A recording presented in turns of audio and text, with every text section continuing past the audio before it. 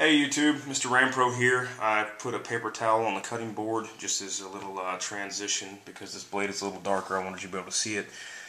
This is the GEC, what was it? Let's make sure I'm saying it right. Titiote Cutlery Conductor.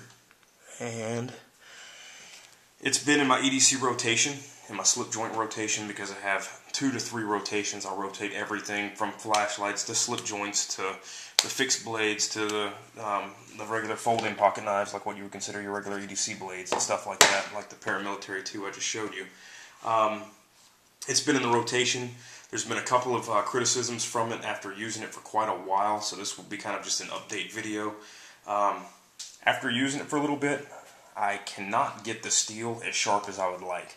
I can't get that razor edge on it, and I think that the heat treat on this 1095 has possibly put it a little harder than some of the other carbon steels out there on the market, like what you get with your Case CV steel, or even the recently reviewed Essie Azula 1095. And that's easier to sharpen than the 1095 that I'm getting from the Titiote Cutlery, the GEC brand.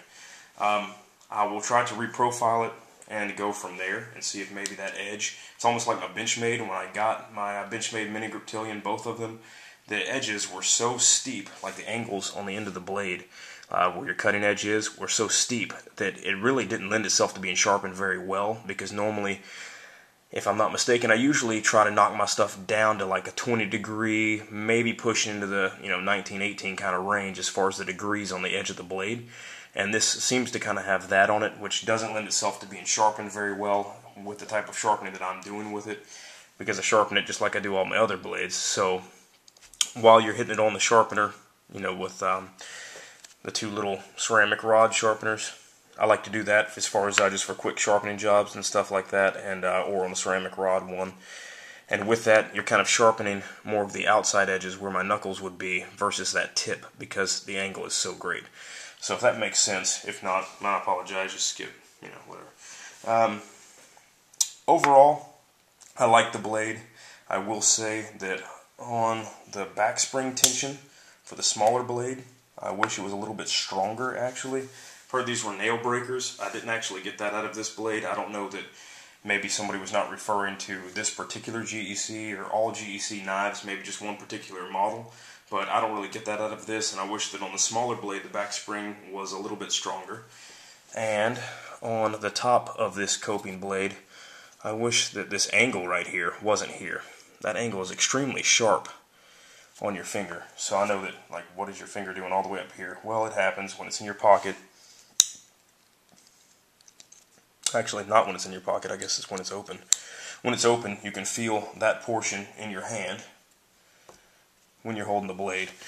So it makes it a little bit uncomfortable. It's not a sharp edge, but it's enough there to where you notice it. And I really don't like that. I don't like that the edge of the blades here are not really rounded. They're just more like rough cut, and that's it. And they leave a little bit of sharpness on them, and that goes for both sides, especially on your main clip blade.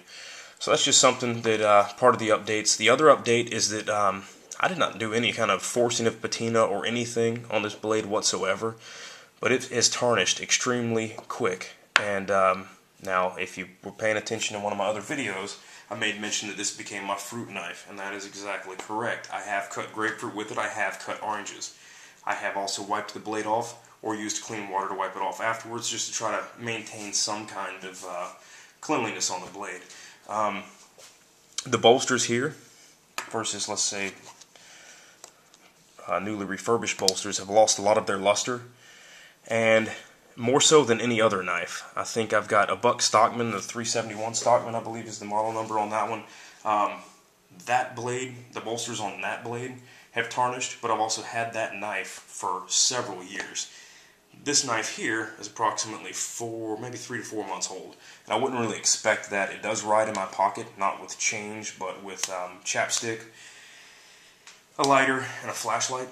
So quite possibly maybe rubbing on those items or something like that. To me, it just seemed like it tarnished kind of fairly quick. I don't know what the finish is with it. I don't mind it necessarily. It just seemed a little bit, I take that back, I do mind it, but it just seemed a little bit faster than what I was used to. So That being said, the tarnish on the end of these case knives, this one here I've had for several years and isn't even near as bad. So just something to look out for. I'm not trying to discourage you away from the brand whatsoever. I'm possibly pulling away from that brand. I was not very satisfied with how well the handle material, which is buffalo horn, is holding up. It really, I mean, to be quite honest with you, when I got it, it looked like black plastic, which is fine. I knew that it was horn. I could tell that it was horn or some natural material extremely fast, and it wore down. It didn't hold, kind of like the case, my case Peanut has the yellow Darlin handles. It didn't hold the finish very long at all. So yeah, that does give it character. This thing gets character quick, so be prepared for that. I definitely appreciate you guys watching. Thanks a lot, and we'll see you again.